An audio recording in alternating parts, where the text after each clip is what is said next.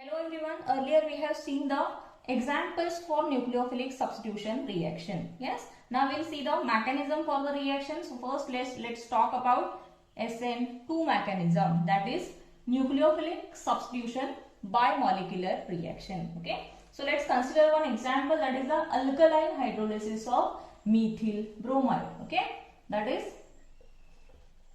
methyl bromide. This is the hydrolysis reaction. So it takes place with the aqueous NaOH or KOH. So as this is the nucleophilic substitution, this bromine gets substituted with the hydroxide ion. Yes, and the product formed will be CH3 by replace this bromine with OH, and here the formation of methanol will takes place. Okay, so this is the simple reaction for SN2.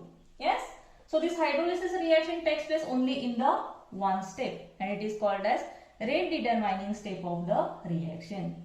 And the rate of this hydrolysis depends on the concentration of both this substrate and the nucleophile. Okay, and these both are present into the rate determining step of the reaction. Okay, so the rate for this reaction can be written as rate will be equal to K multiplied by concentration of this substrate, that is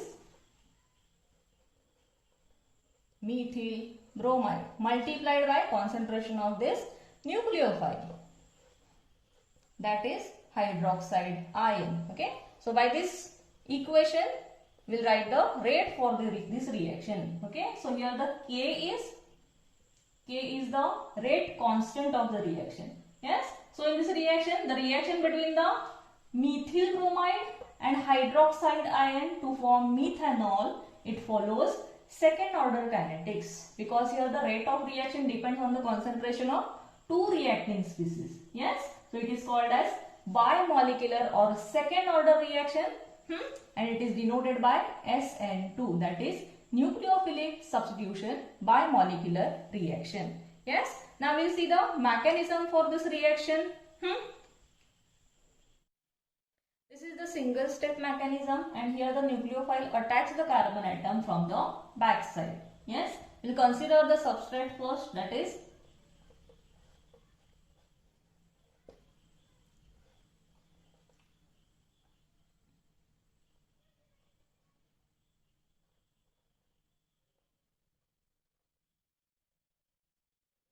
write this methyl bromide into the tetrahedral form, and these three hydrogen atom will mark it as a 1, 2 and 3. This is hydrogen 1, 2 and this is the third hydrogen atom. Okay, so the nucleophile attacks this carbon atom from the back side. Okay, it can be shown as like this. Yes, it attacks to the carbon atom from the back side, that is the opposite side of this leaving group. Consider this as a leaving group and this as a incoming nucleophile. Yes, so the nucleophile attacks the carbon atom from the back side. Okay, and here the attack from the back side experience the minimum steric repulsion. Okay, so this nucleophile, when the approaches carbon atom, the potential energy of the system increases until the transition state. Yes, and here the transition state is formed.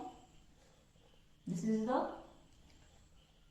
slowest step into the reaction, called as rate determining step of the reaction. Okay, and this transition state of maximum potential energy is formed.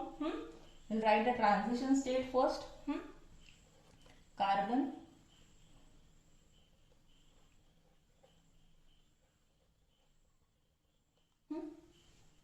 so into the transition state, the CBr bond is partially broken and the COH bond is partially formed. Okay, and this negative charge is equally shared by both the incoming group and outgoing leaving group. Yes, so we'll mention the negative charge here as a delta negative charge. Yes, so in this CH3Br, or first we will write this transition state. These hydrogen atoms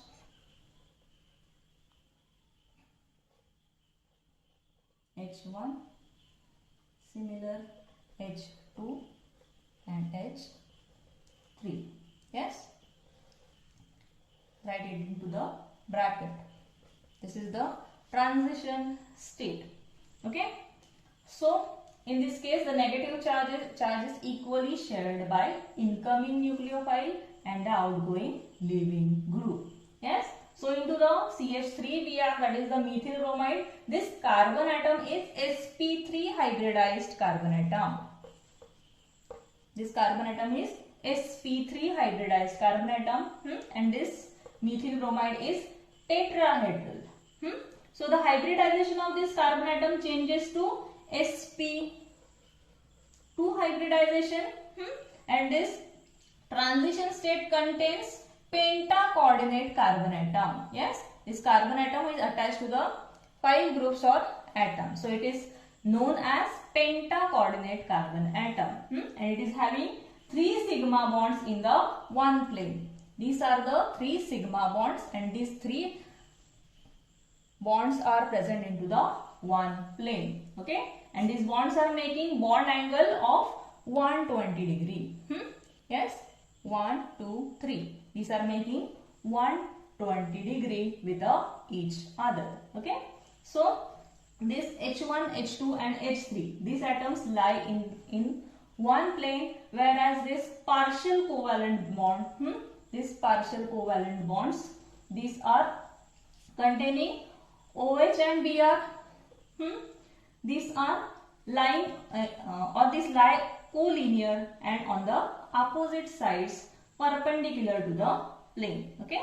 So next, this transition state decomposes fast by the complete breaking of this CBr bond, and the new COH bond is formed on the other side. Okay. We'll write the decomposition of this transition state next. Okay. Next, decomposes as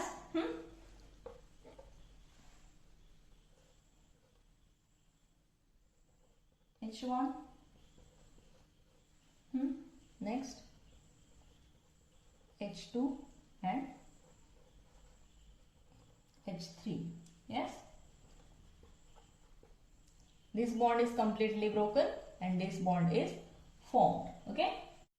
Okay, so in this case, the breaking of CBr bond and the making of the COH bond takes place simultaneously, and the energy required to break this CBr bond is obtained from the energy released when the COH bond is formed. Okay, so the formation of this product is accompanied by complete, or it is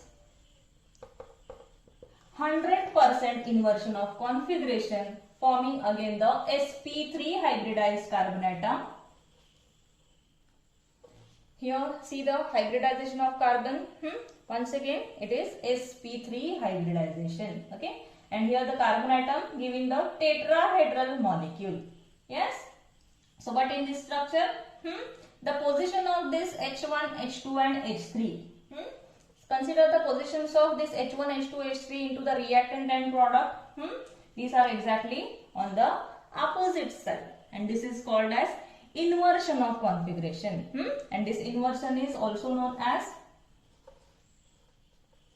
Walden inversion. Okay, so this is the mechanism for the SN2 reaction. Clear? Next we will see the energy profile diagram for SN2 reaction. Yes, and is obtained by plotting the potential energy of the species that are taking part into the reaction versus reaction coordinate into the course of reaction. Okay, so as the reaction progress, initially we represent here reactants. The highest energy state is represented by transition state of the reaction, and then the products are formed. Okay, first we will see what is EA. EA is energy of activation, and it is the energy difference between transition state and the reactants. Okay, next, what is delta H? Here delta H is the heat of reaction, and heat of reaction is energy difference between the product of the reaction and reactants. Okay, so this heat of reaction is also called as enthalpy change.